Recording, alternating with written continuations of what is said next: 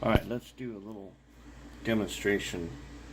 That is the 24 volt motor conversion. Now that used to be an old AHM C424 from way back. I remember this had an open frame motor on it. See, it's really old, 1970s. Let's take a look at the 24 volts. You say, why should I do 24 volts? Well, most people should not do 24 volts until you've done some other stuff. There she goes. Oh, look, there's no weights on this locomotive. Weights are still sitting over here on the workbench, and those are just some of the weights.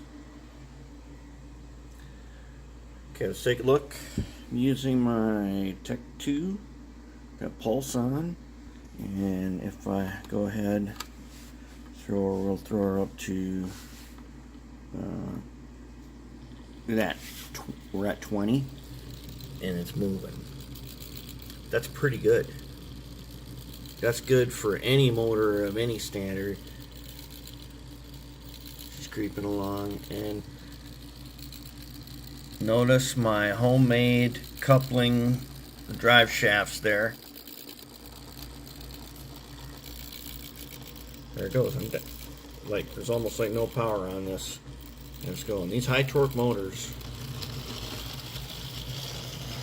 are good for that. Now, they don't have the super high top speed that the old motors have, but with no weights on, that ain't bad. And no, you do not need special equipment for 24 volts. What 24 volts means is this Tech 2 right here, which puts out, this one puts out a little more than 18. This one right here, which is partly broken, cranks out about 21. This one doesn't, you can't shut the power all the way off. And I've got another one over there that'll put out anywhere from 20, 23. And then I've got somewhere around here an MRC, an old one. You know, they put out variable voltages.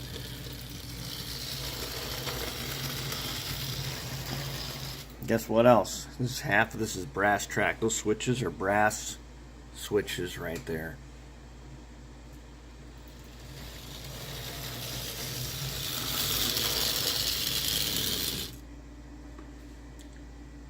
That's not too bad. It's a very nice conversion. Alright, I'm going to show you one other thing. Here's 3 of the motors right here. Here's some of the motors. Oh, there they go. It's my magnetic uncoupler. Yep. Rare earth magnets. Good stuff.